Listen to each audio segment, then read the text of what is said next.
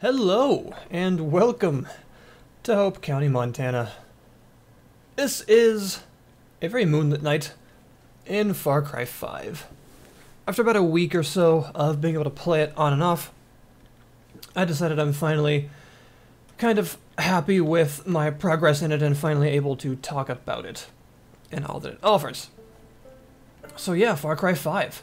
We are, what, like 7 games into this franchise now?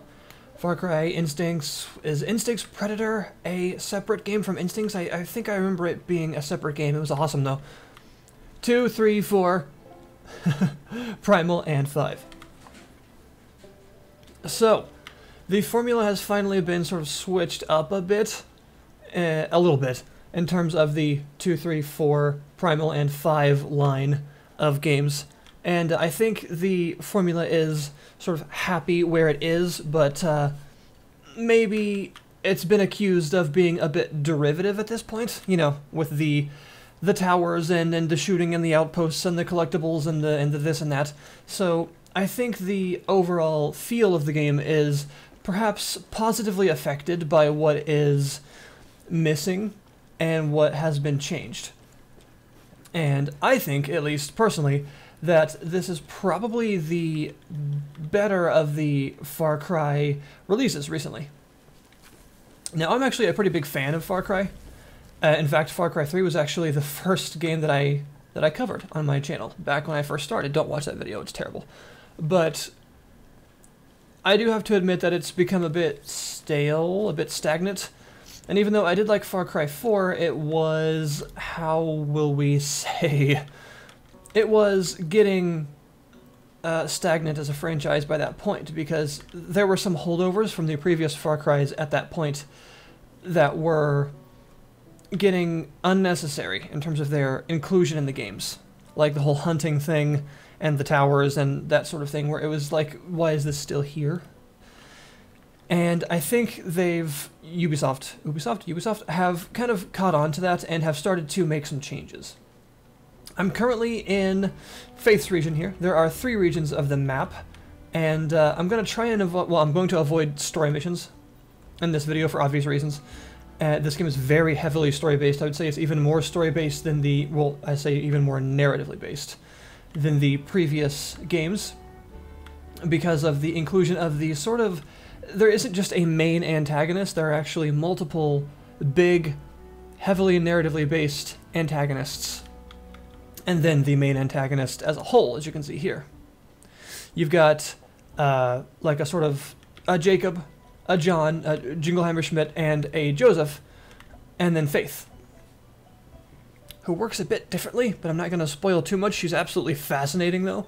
And personally, I find it's almost got that sort of Voss syndrome, only not as much. If a lot of people remember Voss from Far Cry 3 being a really fascinating villain, and then when he was killed off, a lot of people found that kind of disappointing, because the real main villain wasn't nearly as interesting as he was. This has a bit of that, but not as much of the negative, whereas the sort of side villains, you could call them, that take the spotlight away from the main villain are genuinely interesting, but the main villain is actually interesting as well. So I like that. I like that there isn't really a main antagonist and some side cronies. There really are just a whole family of well-written, it seems, main villains that sort of take the spotlight from each other depending on where you are. And they're each as interesting as each other, depending on what you find interesting, I suppose. Some people don't like Faith as much because she seems, well, she seems magic, to be honest with you. She seems genuinely magic, but I think that's really because of what she uses. Each person seems to use different techniques to their advantage, different cult-like, real-life, by the way, cult techniques. For those of you who don't know, you are in Montana, dealing with a religious extremist cult called Eden's Gate. Very on the nose there. There are some serious Jamestown vibes that I get from this. And Faith's deal is she uses these flowers. They are a real-life flower, and it has some hallucinogenic properties, although of course the properties are played up for the game. It's nowhere near like that in real life. And Basically, it screws with your mind in a very big way and allows her to sort of make you malleable and do whatever she wants with you. And she may or may not even be a real person. And there are clues that she has in fact been multiple people, but I'm not going to go any farther in telling you anything about that for spoiler reasons. And effectively, this is a parallel, in my opinion, to the idea that in real life, in the Jamestown cult, you know, the Jonestown cult, in real life, they would often keep people malleable and give them a sense of false religious epiphany and things like that by keeping some of their members dosed up with LSD and things like that to give them this sense of belonging as well as keep them sort of mentally weak and easily manipulated. And I kind of feel that that's the kind of real-life parallel that they're going with Faith's idea. Everything's just, you can't trust anything and everyone's paranoid and things like that because of what she's doing. And I find that interesting. That's kind of the whole vibe they seem to be going with the whole game. A very much caricatured version of something like Jonestown. The idea is very much like... it could happen. It's sort of realistic, but not so realistic that it's too real. It's like a exaggerated, caricatured version of realistic events that could happen.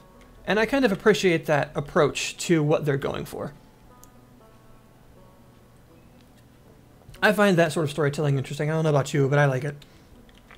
So, like I said, avoiding story missions and stuff like that for spoiler reasons, let's go do some non-story missions for gameplay. So, going through Faith's region of just complete mind-boggling fuckery, let's do some... maybe a prepper stash could be interesting. These are kind of fun to look at, so I want to do Peach's mission. Let's do a prepper stash. Let's go up here.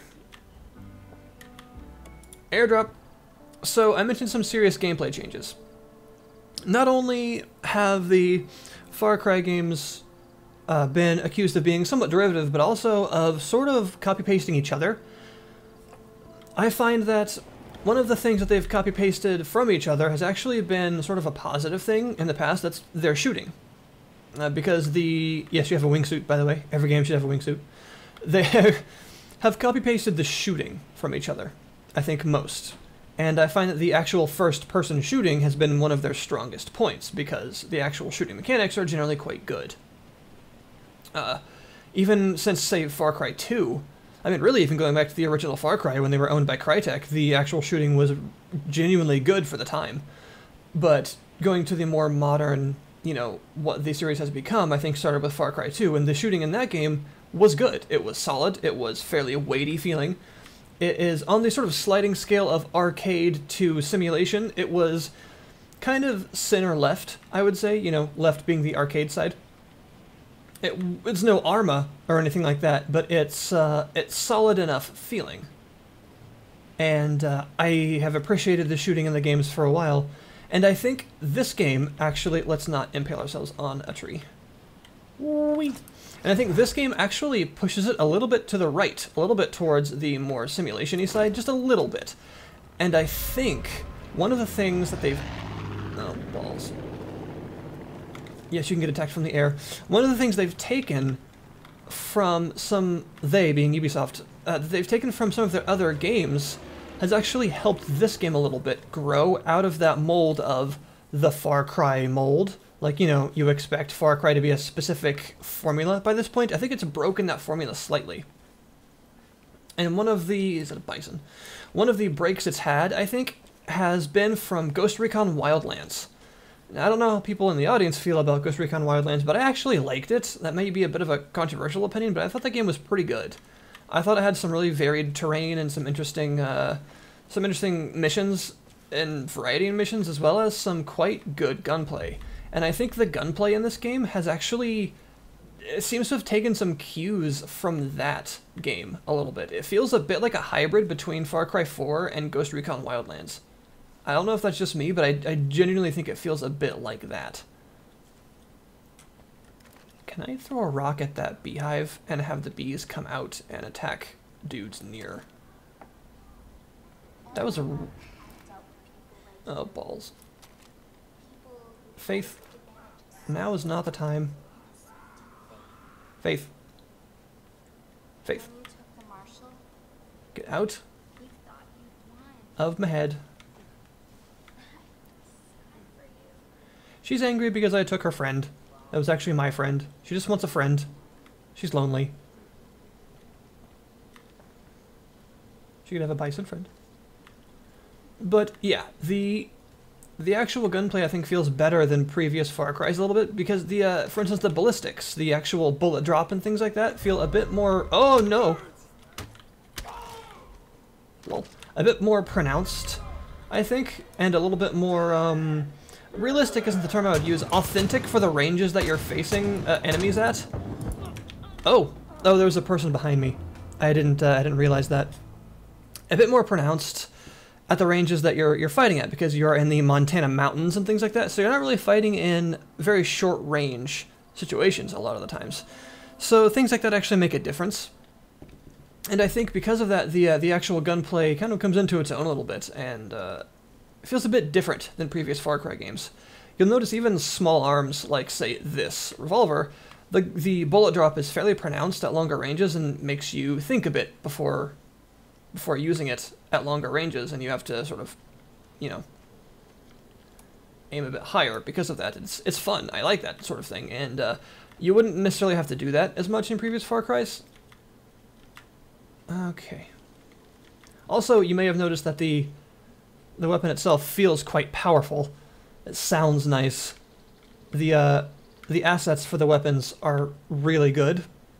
The reload animations are fantastic, and the sound assets are just really, really good.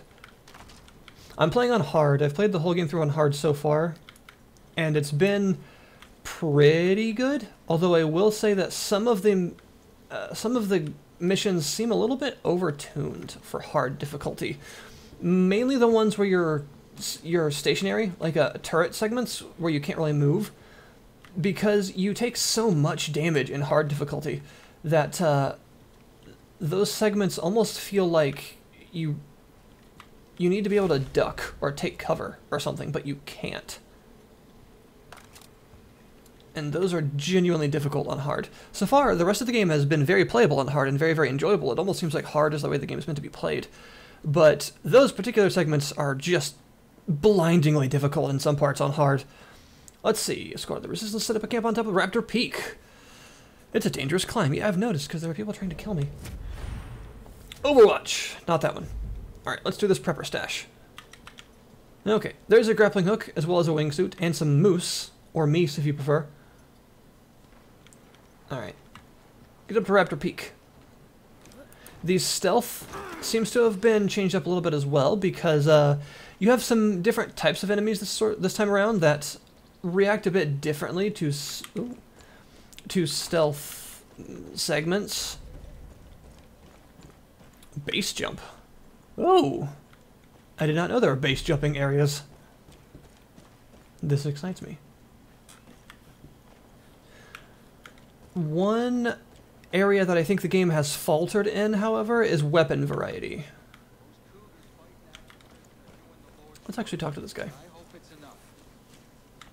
Yo, what you got? I heard the Peggies are taking people to the Fang Center. They're using them to train those wolves of theirs somehow. Please, you have to go save them. Gotcha. And a new outpost is revealed. Weapon variety is a bit disappointing. You can hold up to 4 weapons. You start with 2, but you can get up to 4. I'll show you that process, I suppose, in a minute. But, yeah, weapon variety is disappointing in that there's not a lot of them, and a lot of them are, in fact, just... Don't you do it? And a lot of them are... Oh, balls! I was sure you would... Can you not, though?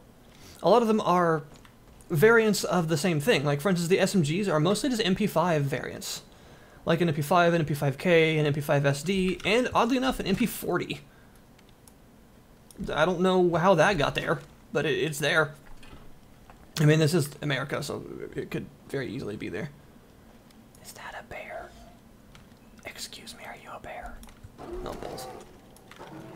I have a saw. Please don't bother me. Yeah, that's right. Just move along. But I think there's a huge missed opportunity with the weapons. I think what they could have done is actually implemented a... That's an illusion. That happens in Faith's territory.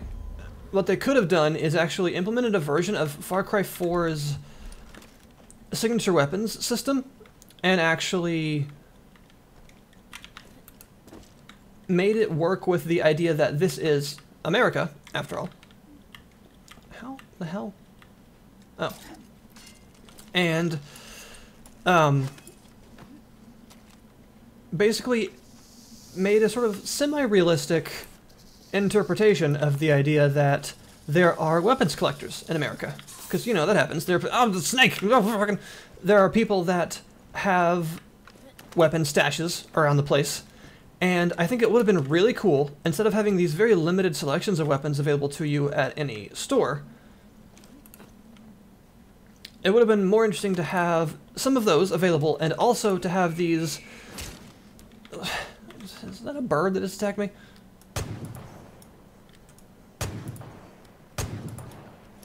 I don't want to kill a bird.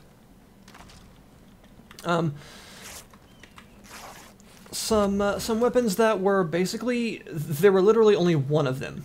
Like, instead of having a bunch of weapons around the place, there were just very sort of unique weapons that were just, there was one copy of them, but you had to find it to unlock it. And once you found it, you could, you know, get it at a store or whatever to, if you dropped it or something like that, you could, you know, reacquire it at a store, but you had to find it first, and there was only one of them in the entire game.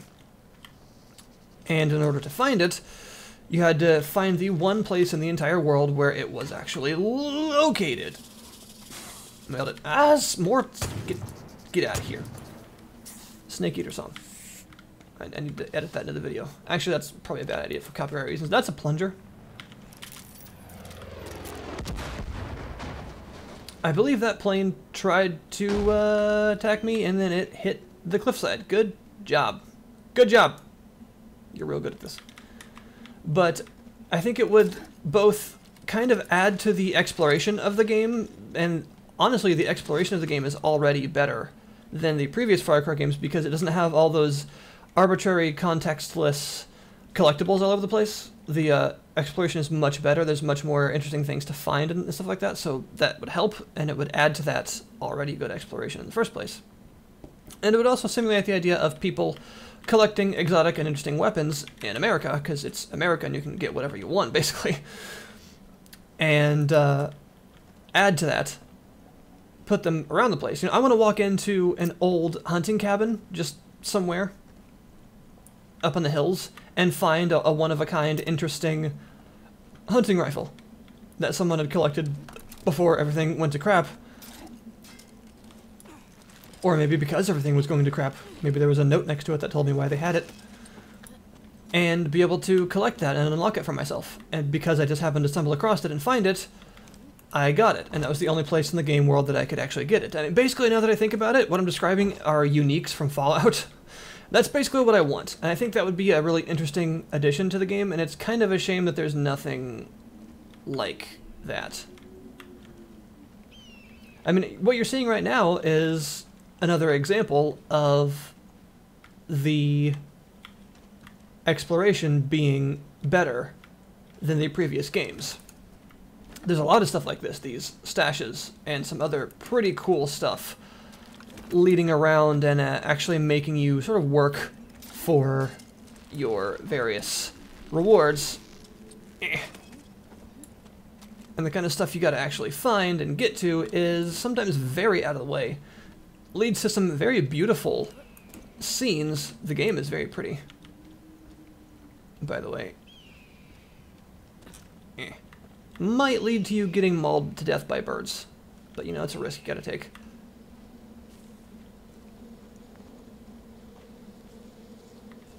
I hear bees. I'm not really a fan of that, so I'm gonna go up here. Alright, come on. Gotta be getting close to the stash. Oh, what is this?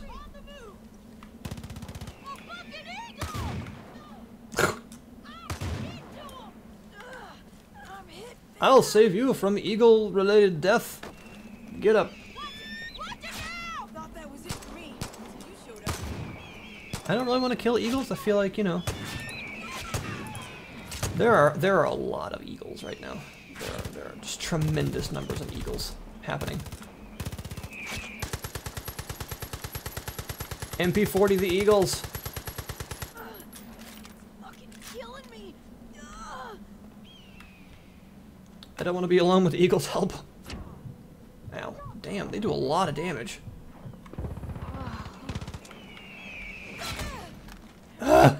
Okay, I'm leaving. And here we are. A stash. All that money in some perk magazines. So here's the, there is no more like leveling up. There are two methods of sort of character progression, and how they work is, for one, you can get some perk points. Perk points are found mostly through perk magazines or doing challenges, like these. Different kills and things like that.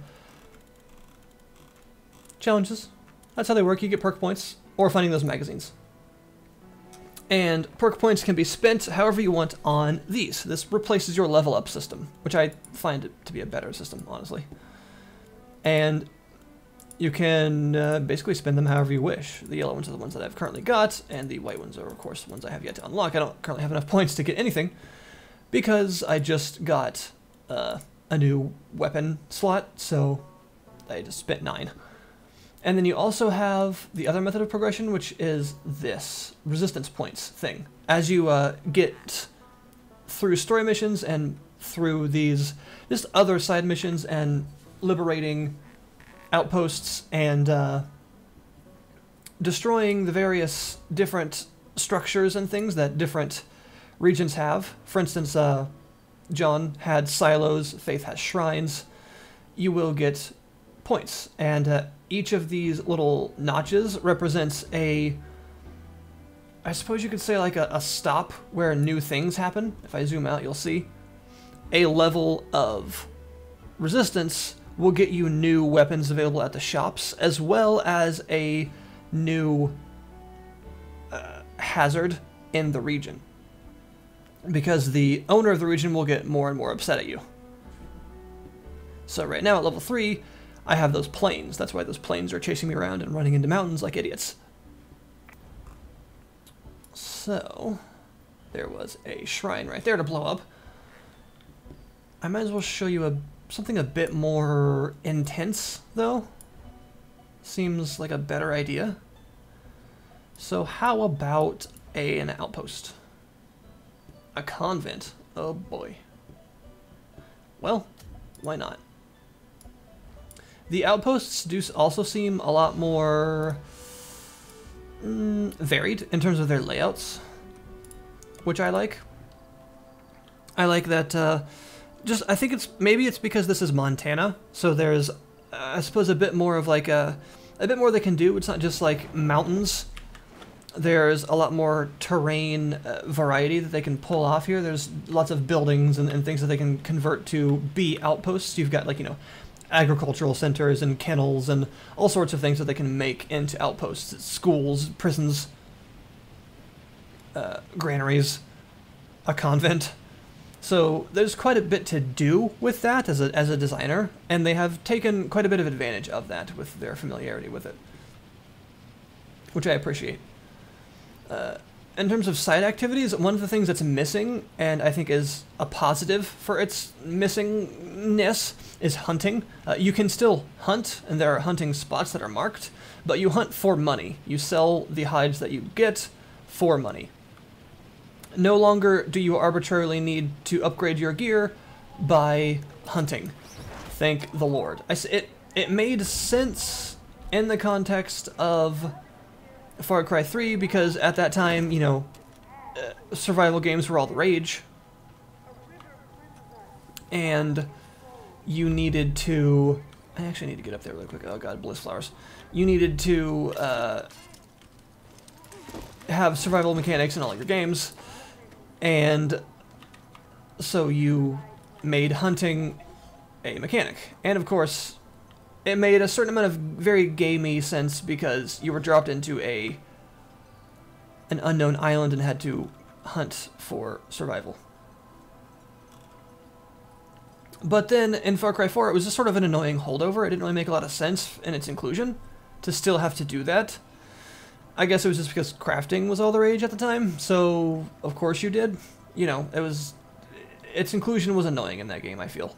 So I think still having it in this game would have been a mistake. I don't really want to zipline over there. I feel like they'll see me. And I don't feel that it would have been a smart inclusion to still have the whole, you know, you must get 8 of these incredibly arbitrarily specific animals' hides to craft this incredibly arbitrarily specific upgrade, or else you can't have it. No, I can't do the sidearm takedown because it's loud. Damn it.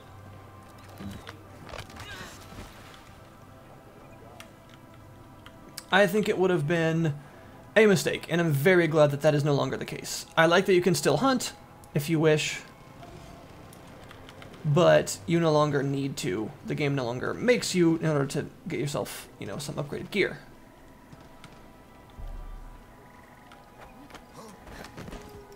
It is still incredibly satisfying to ace a outpost, hello, completely stealthily, although a bit difficult sometimes on hard because of, and Faith region, because of those glowing people who can see you from quite far away.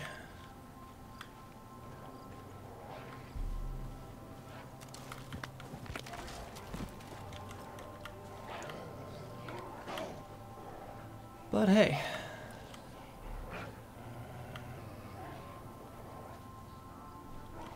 I don't like this. I feel like he's gonna see me if I go for him. Maybe I should get him first, but he might see me then. Where are the alarms? But there is fishing. There is a fishing minigame, and the fishing minigame is actually quite... Uh-oh. It's actually quite fun. There are 4 fishing rods that you can get. The last fishing rod you have to get by beating like all of the records. And there are several different fishing flies that you can use, all the size records. I don't know what you would need the final best like Excalibur fishing rod for at that point, because you will have beaten all of the fishing records. I don't know, maybe you can use it to like distract Ganon or something. But, have they seen the body?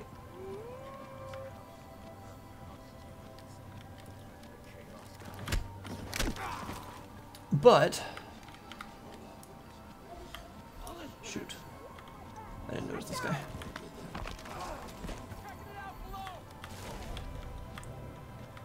Uh-oh. That was a mistake. I haven't disabled the alarms either, so... Oh, we got it. That was lucky. Thanks, Wolfie. But... yeah, the fishing is actually pretty fun. It takes a bit of getting used to, and the fishing is also for money. You sell the fish. So yeah, I mean, that really is sort of the gist of Far Cry 5. The story, I think, is pretty fantastic. The ending is weird for some people. That's a bit of an understatement. I'm not going to talk about the ending, obviously. I know about the ending. I think maybe some people are taking it a lot more literally than it's meant to be taken. I think because of the strangeness and conditioning that happens to you because of your experiences throughout the game. It's not meant to be taken as literally as a lot of people are taking it, because of what your character is experiencing at the time might not actually be what you're really seeing, but it's hard to say. The ending is definitely weird. I'm excited for the DLC as well. I think that the DLC has some serious potential. I also think that the arcade is really cool. The arcade is basically a build your own levels tool. You know, it's a map-making thing which Far Cry has had for a long time, so the fact that they're still including that and making it available for everyone is awesome. Also, something I think is very generous is that not only is there a bunch of assets for people to use in the arcade for building their own maps from other Ubisoft games, like, I think there's some Watch Dogs stuff, there's other Far Cry games stuff, there's some Assassin's Creed stuff, but all of the DLC assets are going to be free in that. So even if you do not own the DLC, you will be able to build maps and play maps using it, which is really cool. I think it's worth your time. It is available on Steam and Uplay and all those, you know, various sources where you may buy the Vidya games for about $60 or your regional equivalent. And it's quite expansive as well. I've seen a lot of people say that it's a surprisingly large and long game, whereas they've played through the previous Far Cry games in about the time, and about half the time it takes to play through this one. I've even seen one person play through Far Cry 3 like 2 or 3 times in the time it takes them to like 100% this one once. So it's probably going to last you a while, and there's quite a bit to do here, including get super high off of bliss flowers. I should quit doing that. So yeah, that's Far Cry 5. Any questions, anything more that you would like to see, I will gladly show it to you. Hopefully this is a fairly good demonstration, while trying to also avoid any sort of major story missions and anything like that. I didn't want to show anything too major. There's a lot of variety here, though, and except for weapons. And I hope that, you know, you guys get to experience it, because it's actually a lot of fun, despite some of its other flaws. Thank you guys very much for watching, and I'll see you next time.